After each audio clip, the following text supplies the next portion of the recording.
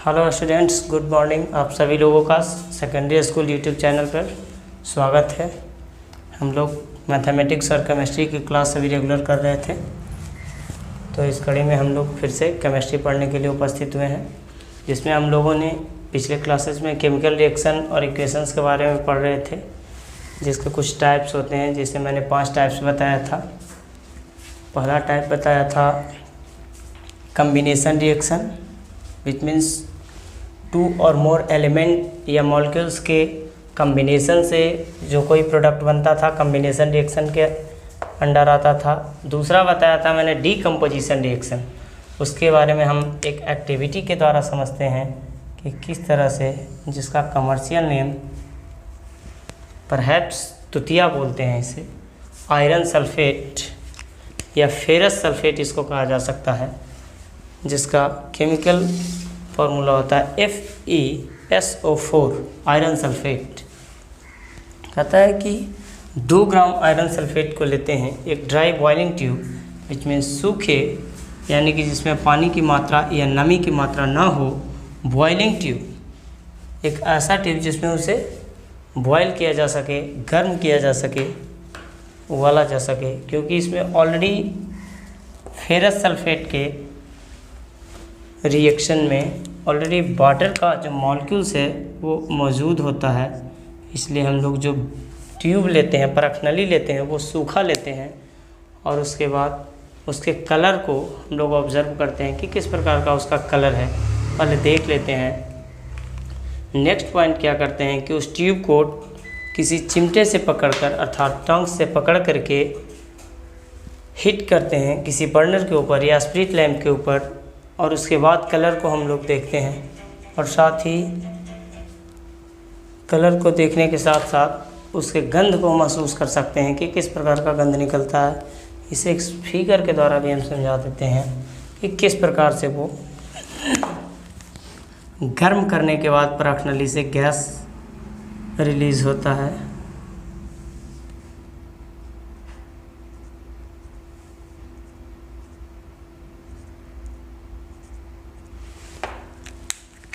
ये हमारा परखनली है,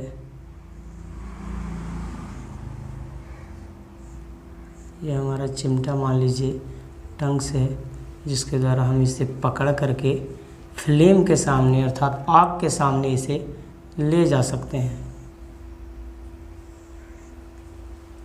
और ये हमारा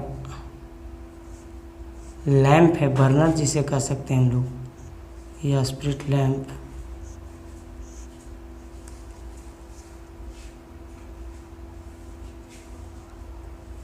इसमें हम हिट करते हैं आयरन सल्फेट को। ये था हमारा FeRrOS फेरस सल्फेट। ये था हमारा ड्राई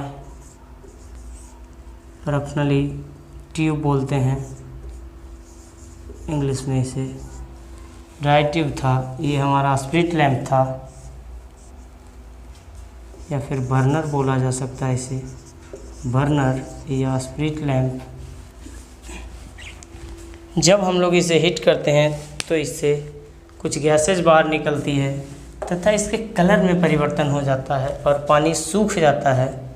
विच मीन्स ये कहा जा सकता है कि ये केवल एक सिंगल कंपाउंड फेरस सल्फेट 2 और मोर सिंपलर कंपाउंड में टूट रहा है। विच मीन्स एक का ही कई भाग में टूटना, अर्थात डिकम्पोजिशन हो रहा है किसी कंपाउंड का। एक सिंपलर 2 से अधिक इसमें बन रहा है क्या, हमारा फेरस सल्फेट से SO2 गैस रिलीज होता है, sulphur dioxide, SO3 gas release होता है, सल्फर ट्राइऑक्साइड, और उसके साथ ही इसमें Fe2O3 which means ferric oxide का निर्माण होता है। हम इस एक्टिविटी को मिटाते हैं और साथ ही उस केमिकल फार्मूला को लिखते हैं जो इस डिकम्पोजिशन रिएक्शन के तहत फेरस सल्फेट का हो रहा है, जिसमें क्या क्या बन रहा है और एक सिंगल कंपाउंड से वो टूट करके बन रहा है। इसलिए हम लोग उसे लिखते हैं।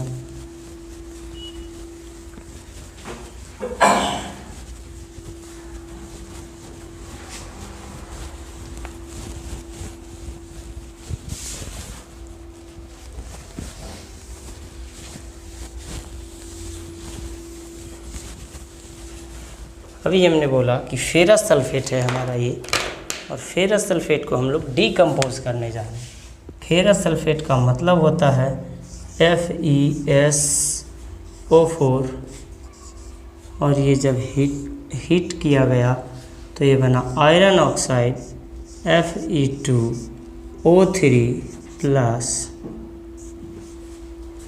SO2 सल्फ़र डाइऑक्साइड और सल्फ़र ट्राइऑक्साइड। ये हमारा गैसेस है। हमने फिजिकल स्टेट के बारे में पढ़ा था कि किसका क्या लिखना क्यों ज़रूरी है और उससे हम लोग को क्या फ़ायदा होता है। ये सॉलिड होता है, ये जो हमारा है फेरिक ऑक्साइड बना रहा है, ये जो है फेरिक ऑक्साइड सॉलिड बनता है, और जबकि सल्फ़र डाइऑक्साइड गैसेज है, सल्फ़र ट्राइऑक्साइड गैसेज है। आपने इसे देखा कि केवल एक सिंगल कंपाउंड है जो 3 पार्ट में बढ़ जा रहा है, 2 गैसेज निकल रहा है और उसके साथ साथ फेरिक ऑक्साइड का निर्माण कर रहा है।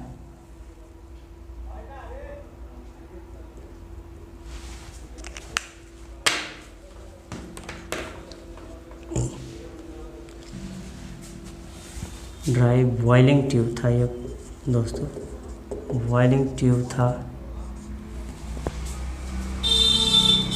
हमने इसे देखा कि ये फेरस सल्फेट जो है एक सिंगल कंपाउंड से किस तरह से 2 से अधिक कंपाउंड सिंपलर कंपाउंड में और टूट चुका है, जिसका फर्स्ट पार्ट था हमारा फेरिक ऑक्साइड और जो अदर पार्ट था सल्फ़र डाइऑक्साइड और जो उसके अलावा पार्ट था सल्फ़र ट्राइऑक्साइड। और ये जहरीली गैस है, इसलिए इस ट्यूब के आसपास हमारा नाक यानी सूंघने की जो क्षमता है वो नहीं पहुंचनी चाहिए, क्योंकि इससे हम लोग को हानि भी हो सकती है। इसलिए इसमें एक कॉशन है कि please don't point the mouth of the boiling point at your neighbours और योरसेल्फ, यानी कि अपने आप को या फिर अपने पड़ोसी को इस बॉइलिंग पॉइंट के माउथ के पास ना जाने दें। आगे हम लोग और 1-2 एग्जाम्पल लेकर के इस बातों को समझते हैं कि कैसे कहा जा सकता है कि एक सिंगल कंपाउंड एक से अधिक कंपाउंड में टूट रहा है। इसे हम लोग बैलेंस करने के लिए भी सीखे थे। Fe है यानी आयरन है, सल्फ़र है और ऑक्सीजन है, और इस साइड भी केवल आयरन है, सल्फ़र है और ऑक्सीजन है। ना तो कोई एटम इसमें समाप्त हुआ है और ना ही कोई नया एटम इसमें निर्मित हुआ है। विच मीन्स जो हमारा रिएक्टेंट्स में एटम मौजूद था वही पुराना एटम हमारे प्रोडक्ट्स में भी मौजूद है। इसे हम लोग बैलेंस भी कर सकते हैं। जैसे आयरन है, नंबर ऑफ़ एलिमेंट 2 है, आप गौर कर सकते हैं, या फिर ऑक्सीजन से कर सकते हैं। तो यहाँ पे 2 लगा देंगे तो 2 लगा देने से 8 ऑक्सीजन हो जाएगा हमारा, और यहाँ पे 3 2 5 3 8 ऑक्सीजन है, ऑलरेडी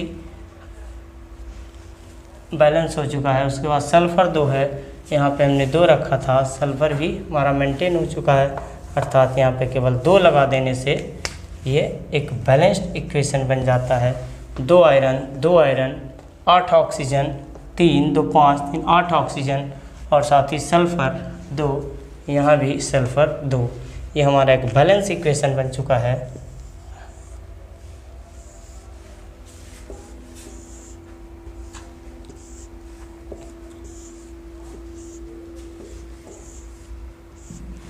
तो हम लोग इसे मिटाते हैं और आगे बढ़ते हैं और किसी चीज़ का डिकम्पोजिशन देखते हैं कि किस प्रकार से डिकम्पोज होकर के वो एक से अधिक कंपाउंड या फिर गैसेस का निर्माण करता है।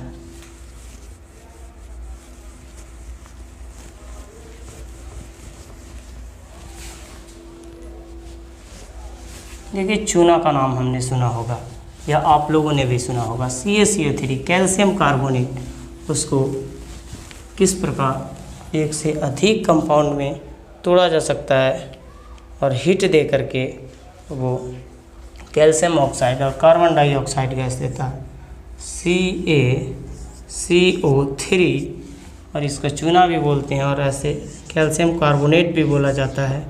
कैल्शियम कार्बोनेट था, इसे मैंने हीट दे दिया। हीट देने के फलस्वरूप ये टूट जाता है calcium oxide plus CO2 carbon dioxide gases है, CaO हमारा सॉलिड है, कैल्शियम ऑक्साइड, और ये भी हमारा सॉलिड है। कैल्शियम ऑक्साइड और ये है carbon dioxide, carbon dioxide gas है। देखिए इसमें हम लोग देख सकते हैं केवल एक सिंगल कंपाउंड CaCO3 CaO और CO2 में तब्दील हो चुका है, कन्वर्ट हो चुका है कैल्शियम ऑक्साइड में, और कार्बन डाइऑक्साइड गैस उससे रिलीज होता है, और वो तब होता है जब उसे हिट दिया जाए, विच मीन्स ये कहा जा सकता है a single compound CaCO3 that means calcium carbonates after heating converts into calcium oxide and carbon dioxide gas. इसे हम लोग बैलेंस भी कर सकते हैं, यहाँ पे भी कैल्शियम है, यहाँ पे भी कैल्शियम है, यहाँ पे कार्बन है, यहाँ पे कार्बन है, यहाँ पे ऑक्सीजन, यहाँ पे 2 1 3, विच मीन्स ये हमारा एक बैलेंस इक्वेशन है जिसे हम लोग को कुछ नहीं करना है, ये सिंपली बैलेंस है। और इसके व्यापारिक नाम के बारे में भी हम लोग जान सकते हैं, इसे लाइम कहा जाता है, और ये क्विक लाइम है जो रिएक्शन करता है, और जबकि एक जो हमारा होता है सिलेक्ट लाइम पढ़े थे हम, और ये लाइम स्टोन है। सिलेक्ट लाइम ये था हमारा, हम गलत बोल रहे हैं क्योंकि ये और टूटता है, तो क्विक लाइम हमारा वो है। और क्विक लाइम पे वाटर देने से हमारा कैल्शियम हाइड्रोक्साइड बना था, जिसे हमने बोला था सिलेक्ट लाइम, CaOH बना था, और इसको बोलते हैं लाइम स्टोन, चूना पत्थर। इसका कमर्शियल नेम है लाइम स्टोन, जिसे बाज़ार में हम लोग लाइम स्टोन चूना पत्थर के नाम से खोज सकते हैं। ये हमारा है चूना पत्थर। ये कन्वर्ट हो जाता है कैल्शियम ऑक्साइड में, और इसको बोलते हैं क्विक लाइम।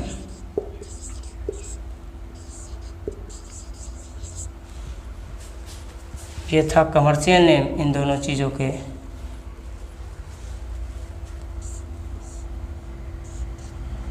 लिख दिया जाए कमर्शियल नेम, व्यापारिक नाम है ये, कमर्शियल नेम। तो हम डीकम्पोजिशन रिएक्शन के डिफिनीशन में ये बोल सकते हैं कि व्हेन ए सिंगल कंपाउंड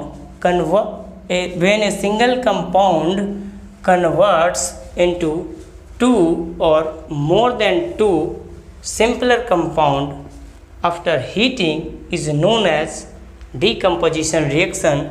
और भी बहुत सारे एक्टिविटी के द्वारा आप समझ सकते हैं, जैसे नाइट्रेट का, इसमें हमारे NCERT बुक्स में 2 ग्राम लेड नाइट्रेट के पाउडर को बॉइलिंग ट्यूब में गर्म किया जा रहा है, टंग्स के द्वारा पकड़ करके। हिट करने के बाद उसमें क्या क्या परिवर्तन आता है उसे आप नोट डाउन कर सकते हैं और आप उसे समझ सकते हैं। लेड नाइट्रेट, लेड का मतलब प्लम्बम, जिसका लैटिन नेम है प्लम्बम, Pb सिंबल, और नाइट्रेट NO3। उसे रिएक्शन के द्वारा हम फिर से समझा देते हैं, ठीक है, तो आप बना ही सकते हैं, लेकिन रिएक्शन को मैं समझा देता हूँ कि क्या क्या है उसमें। लेड नाइट्रेट है हमारा, तो Pb होगा, और Pb की वैलेंसी होती है 2, और नाइट्रेट है, और नाइट्रेट की वैलेंसी होती है 1, विच मीन्स हमारे पास यहाँ पे 2 हो जाएगा, होल 2, और ये सॉलिड स्टेट में होता है, और इसे डिकम्पोज करना है आफ्टर हीटिंग। क्या क्या इसमें से बन जाएगा दोस्तों, देख सकते हैं। ये Pb है, यानी कि नाइट्रोजन डाइऑक्साइड गैस छोड़ेगा, ऑक्सीजन गैस छोड़ेगा, और NO2 छोड़ेगा, O2 छोड़ेगा, और साथ में सीसा का यानी कि प्लम्बम के साथ जो है मिल करके ऑक्साइड बना लेगा, और ये सॉलिड होगा। साथ ही nitrogen dioxide NO2 gas release करता है, गैसियस स्टेट है, और ऑक्सीजन गैस है। यही हमारा प्रोडक्ट्स बनता है इसमें भी वही सेम एज चीज़ें हैं कि प्रोडक्ट बना रहा है Pb ऑक्सीजन के साथ मिलकर के प्लम्बम ऑक्साइड या लेड ऑक्साइड बोल सकते हैं। ये नाइट्रोजन डाइऑक्साइड गैस है, ये ऑक्सीजन गैस है, इसे हम पहले से भी जानते हैं। ये सॉलिड स्टेट में था, फिजिकल स्टेट सॉलिड है। हम लोग ये भी आगे की ओर जानेंगे कि ये जो आयरन है इस ऑक्सीजन के साथ ही मिलकर के क्यों रिएक्शन करता है, ये नाइट्रोजन के साथ मिलकर के NO2 गैस कैसे बनता है। हम लोग ये भी आगे जानेंगे कि ये लेड जो है नाइट्रोजन के साथ मिलकर के क्यों नहीं एक केमिकल फार्मूला बनाता है। आगे की क्लासेस में हम लोग जानेंगे कि किस प्रकार किससे कौन सा एलिमेंट किस एटम से जुड़ करके कंपाउंड बनाता है या फिर नहीं बनाता है। जैसे कार्बन के बहुत सारे हम लोग कंपाउंड पढ़ते हैं, जैसे सभी नेचुरल गैसेज जिसमें कार्बन प्रेजेंट है।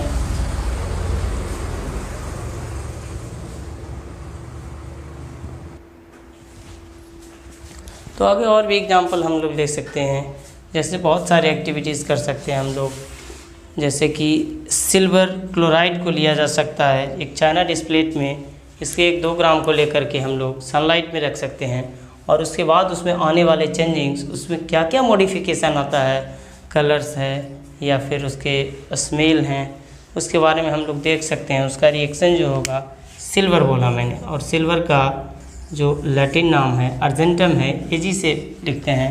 क्लोराइड था यानी AgCl लिख सकते हैं हम लोग इसे, और साथ ही से मैंने सनलाइट में रखा है तो क्या क्या आगे बनेगा S। और हमेशा मैंने इस एरो लाइन के ऊपर हीटिंग को दर्शाया है। इस चीज़ को ख्याल रखें कि हमेशा हीट प्रोसेस को दर्शाने के लिए एरो लाइन के एबव में लिखना है। सनलाइट भी दिया तो ऊपर लिखा, हीटिंग लिखा था मैंने ऊपर लिखा था। ये कन्वर्ट्स किस में हो जा रहा है, Ag और सॉलिड और क्लोराइड यानी कि क्लोरीन बनेगा तो Cl2 सॉलिड लिखा है, हाँ सॉलिड है, क्लोरीन गैस बनेगा और गैस बनेगा तो ये इसके 2 एटम मिल करके बनाते हैं। हम लोग इसे बैलेंस भी कर सकते हैं कि क्लोरीन यहाँ पे 2 एटम था, यहाँ पे 2 करने के लिए तो उसे मल्टीप्लाई कर लिए क्लोरीन, और उसके साथ साथ Ag भी 2 हो गया, इसलिए हम लोग यहाँ भी 2 लिख सकते हैं। और हम लोग इसे बैलेंस्ड इक्वेशन के रूप में देख सकते हैं कि किस प्रकार से सिल्वर क्लोराइड टूट करके 2 सिंपल कंपाउंड में कन्वर्ट्स हो गया। और हम लोग इसे समझ सकते हैं कि इसे ही कहा जाता है डिकम्पोजिशन रिएक्शन। सिल्वर ब्रोमाइड के भी बारे में सेम केस हम लोग समझ सकते हैं, समान परिस्थितियां हैं। सिल्वर ब्रोमाइड AgBr होगा और उसे सनलाइट दिया जाएगा तो ब्रोमीन गैस उससे रिलीज़ होगा। तो हम लोग इससे इस कंक्लूजन पे निकलते हैं इन सभी एग्जांपल्स के द्वारा कि जो ऊपर दिया गया सभी रिएक्शंस है, जो ब्लैक फोटोग्राफी में कौन सा यूज होता है और वाइट फोटोग्राफी में कौन सा यूज होता है, वो मैं आपको बता दूँ।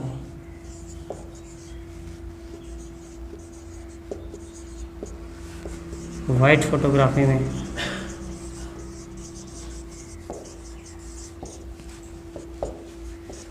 ऊपर के जो 2 हैं, सिल्वर क्लोराइड था, यहाँ पे सिल्वर ब्रोमाइड था, यही 2 चीज़ यूज होता है ब्लैक और वाइट फोटोग्राफी में।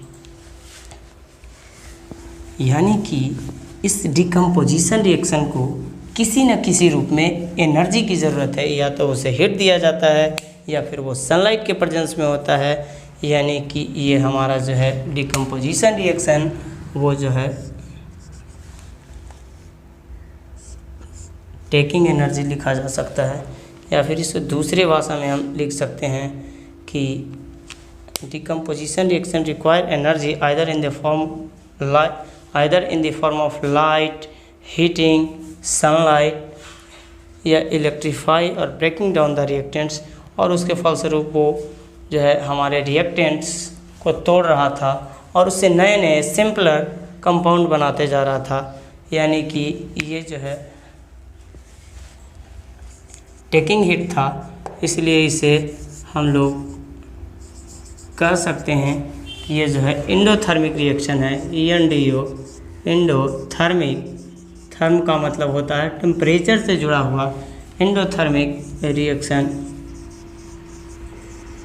हर चीज़ के मीनिंग को समझना है तब विशेष हम लोग समझ सकेंगे। इंडो और थर्म, थर्म का मतलब होता है टेम्परेचर, टेम्परेचर, और ये इंडो का मतलब होता है, इंडो का मतलब होता है टेकिंग, मतलब लेना, छोड़ना नहीं, ग्रहण करना। अर्थात हम लोग समझ चुके हैं कि कंपोजिशन रिएक्शन को हम लोग एंडोथर्मिक रिएक्शन भी बोल सकते हैं दूसरे तौर पे। आगे हम लोगों ने पढ़ा था 3 नंबर डिस्प्लेसमेंट और डबल डिस्प्लेसमेंट रिएक्शन, जिसे किताबों में 2 अलग अलग टाइप्स के रूप में बताया गया है। तो हम लोग डिस्प्लेसमेंट रिएक्शन के बारे में अब देखेंगे कि क्या होता है। डिस्प्लेस का मतलब ही होता है कि किसी एक चीज़ को, पहले वाली चीज़ों को किसी दूसरे चीज़ के द्वारा हटा देना। डिस्प्लेस का मतलब होता है कि किसी एक चीज़ को हटाने के लिए वहाँ पे दूसरी चीज़ों को ला करके बैठा देना। विच मीन्स अगर हम किसी एक चीज़ को हटाते हैं तो वहाँ पे नई चीज़ों को वहाँ पे हम डाल रहे हैं। जैसे एग्जाम्पल के द्वारा हम समझते हैं, आयरन के साथ कॉपर सल्फेट। आयरन आप जानते हैं कि ये सॉलिड स्टेट में होता है। कॉपर सल्फेट के बारे में CuSO4 आप लोग नहीं जानते होंगे तो जान सकते हैं, और ये कन्वर्ट होकर के आयरन सल्फेट बना लेता है सॉलिड, और साथ ही कॉपर को विस्थापित कर देता है। विच मीन्स आयरन सल्फेट के साथ मिल करके आयरन सल्फेट बना ले रहा है और कॉपर को यहाँ से विस्थापित कर दे रहा है। यहाँ पे सॉलिड, यहाँ पे सॉलिड, और यहाँ पे ये भी सॉलिड, सभी solid state aqueous.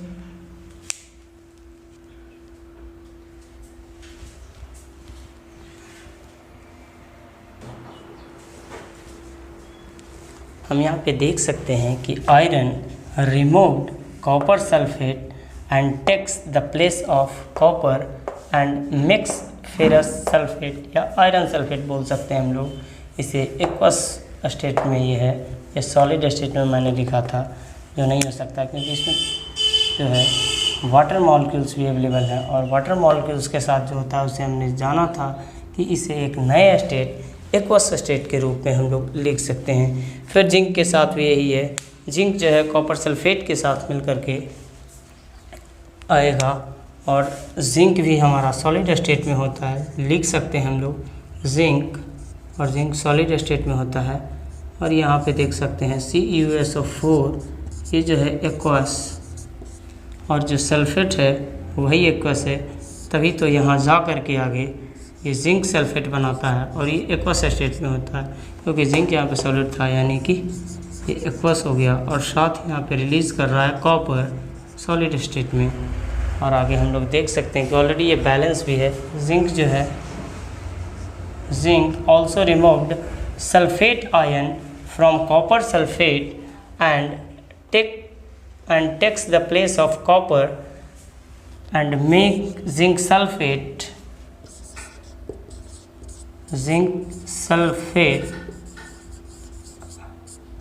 and independent copper ion.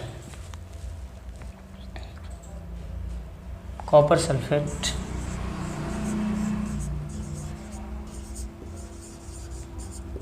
हमारा कॉपर सल्फेट है। इसे भी 1-2 एक्टिविटी के द्वारा हम लोग समझ सकते हैं किस प्रकार से ये हटा रहा है। यानी इसके डेफिनेशन में हम लोग लिख सकते हैं कि when an element or compound removes another element or compound and takes the place of that removed compound or atom, then this reaction is known as displacement reaction. अगर उसी का स्थान ग्रहण कर ले तो उसे कहते हैं डिस्प्लेसमेंट रिएक्शन, जिसे हटा दे रिएक्शन से और उसे इंडिपेंडेंट रूप में मुक्त कर दे। आगे हम लोग इसे भी एक एक्टिविटी के द्वारा समझ सकते हैं। इसे हम मिटाते हैं और उस एक्टिविटी को दिखाते हैं कि किस तरह से समझ सकते हैं कि ये हटाता है। इन दोनों को मैंने देखा कि इस तरह से हटेगा, लेकिन उसे पूरी तरह से एक्टिविटी करते हैं कि कैसे उस एग्जाम्पल में इसे हटाया जाता है।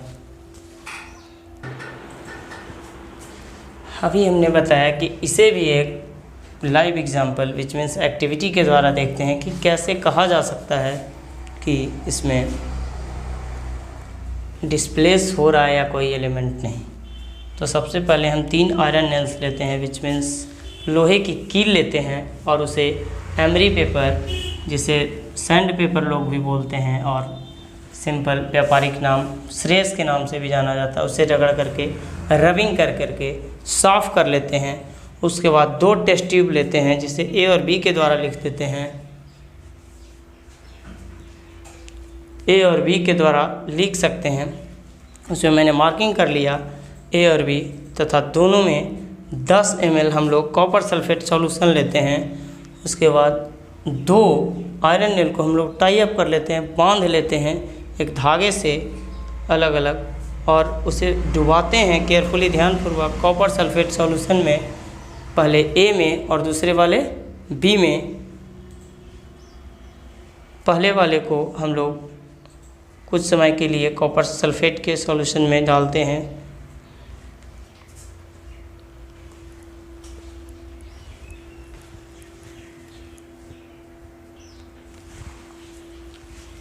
हमने 3 आयरन नेल्स लिया था जिसमें सभी को बलुआ पेपर से रगड़ करके साफ़ किया, रब करके, और उसमें से 2 को धागे के द्वारा बांधा था और 2 टेस्ट ट्यूब लिया था हमने। पहले वाले को कील को बी टेस्ट ट्यूब में हम 20 मिनट्स के लिए डालते हैं, क्योंकि उसमें ऑलरेडी कॉपर सल्फेट का सॉल्यूशन था, और उसे 20 मिनट के बाद निकाल करके ऑब्ज़र्व करते हैं कि उसमें क्या अंतर है, उस कॉपर सल्फेट के सॉल्यूशन के कलर में क्या चेंजिंग है, what is the changing in the colour of copper sulphate solution in test tube B. हम देख सकते हैं कि 20 मिनट्स के बाद जो हमने आयरन नेल निकाला है उसके कॉपर सल्फेट के विलयन को ये कितना इंटेंस है, और ए जिसमें हमने नहीं डाला था कील उसमें क्या इंटेंस है कलर का। और ये भी कंपेयर कर सकते हैं कि कलर जो हमारा आयरन नेल्स का जो डुबाया गया था कॉपर सल्फेट सॉल्यूशन में और एक बाहर रखा गया था, दोनों में क्या अंतर रहा। तो उसमें काफ़ी कुछ अंतर समझ में आता है कि बी वाले में, बीकर में हम लोग को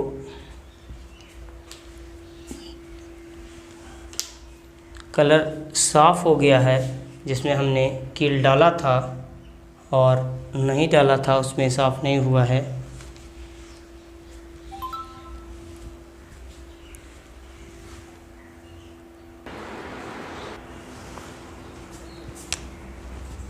जैसा कि हमने बताया कि बी बीकर में हमने कील को डाला था जिसका कलर ब्राउनिश कलर का हो जा रहा है, और उस सॉल्यूशन जो कॉपर सल्फेट का सॉल्यूशन था बी बीकर का वो भी फेड यानी हल्के कलर का हो जा रहा है। यानी हमने क्या कहा, एक आयरन के कील को जो सॉलिड स्टेट में था उसे कॉपर सल्फेट के विलयन में CuSO4 में डुबो करके 20 मिनट्स के लिए उसके साथ एक्सपेरिमेंट कर रहे थे कि उसके कलर में क्या परिवर्तन आता है। तो ये आयरन का कलर ब्राउनिश हो गया, यानी इसके साथ सल्फेट आ चुका है, और ये एक्वस है, और साथ ही कॉपर को विमुक्त कर दिया है, विच मीन्स स्वतंत्र कर चुका है, और ये हमारा सॉलिड है। यही इक्वेशन बन रहा था कि जो बी वाले बीकर हैं या टेस्ट ट्यूब बोल रहे हैं। तो हम लोग आज के क्लास में देख रहे थे दोस्तों कि किस प्रकार से आयरन जो है कॉपर सल्फेट के एक्वस सॉल्यूशन के साथ इक्वेशन करके आयरन सल्फेट बना ले रहा है और कॉपर बना ले रहा है। ऑलरेडी दिख रहा है कि एक बैलेंस इक्वेशन है, तो बैलेंस के बारे में हम बात ही नहीं करते हैं। हम लोग जो पढ़ रहे थे कि किस प्रकार से डिस्प्लेस हुआ है, तो यहाँ पे आप देख सकते हैं कि आयरन है जो कॉपर को डिस्प्लेस करके उसका जगह लेकर के FeSO4 बना रहा है। हम लोग साइड में यहाँ पे देख सकते हैं कि कॉपर जो है 2+ के साथ था और SO4 भी 2- के साथ था। इसके साथ जो 2+ है वो आ चुका है और FeSO4 बना करके कॉपर को मुक्त कर दे रहा है। तो हम लोग अब देखेंगे कि इसके साथ क्या क्या हो रहा है, क्या क्या कलर चेंजिंग या वगैरह वगैरह क्या क्या हो रहा है। हम लोग देख सकते हैं कि वाइट डैश जो है नेल का जो कलर है वो ब्राउनिश हो जा रहा है, आयरन का किसमें कन्वर्ट होकर के ब्राउनिश हो जा रहा है, ब्राउन हो जा रहा है। और ये जो कॉपर सल्फेट विलयन का जो सॉल्यूशन है अर्थात इसका जो कलर है वो फेड हल्का हो जा रहा है। और इस रिएक्शन में हम लोग देख रहे हैं कि आयरन ने जो है डिस्प्लेस कर दिया है किसको, कॉपर को। हम लोग रेड पेन से इंडिकेट करते हैं कि इसको क्या कर रहा है, डिस्प्लेस, और उसका जो है पोजीशन खुद ले रहा है और आयरन सल्फेट बना दे रहा है। रिमूव्ड किसको कर रहा है, कॉपर को। और हम लोग आगे भी बहुत सारे ऐसे एग्जांपल हैं जैसे जिंक का और कॉपर सल्फेट का। यहाँ पे जिंक होगा तो जिंक यहाँ कॉपर को डिस्प्लेस करके जिंक सल्फेट बनाएगा जिसका सॉल्यूशन का जो कलर है वो फेड हो जाएगा। और यहाँ पे जो आएगा वो जिंक के जगह कॉपर, और जिंक का जो है कलर चेंज हो जाता है। तो उसी तरह हम कह सकते हैं यहाँ पे जिंक ले सकते हैं, लेड ले सकते हैं। तो आयरन जो है मोर रिएक्टिव, आयरन, जिंक और भी एग्जांपल्स हैं जैसे लेड जिसको प्लम्बम बोलते हैं, यानी iron, zinc and lead are more reactive than copper with reaction of sulphate ion.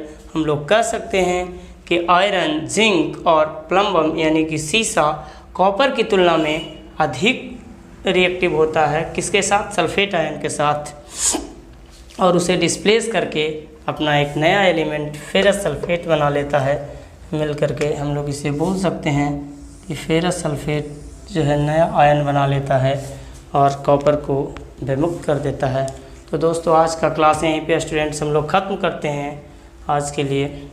यदि आपको ये वीडियो पसंद आ रहा हो तो लाइक और सब्सक्राइब करना ना भूलें तथा साथ ही ज़्यादा से ज़्यादा शेयर करें ताकि और भी लोगों को पढ़ने में जो कठिनाई हो रही है इस कोविड-19 के दौरान उसे आसान बनाया जा सके। आज के लिए दोस्तों इतना ही। Thanks for today.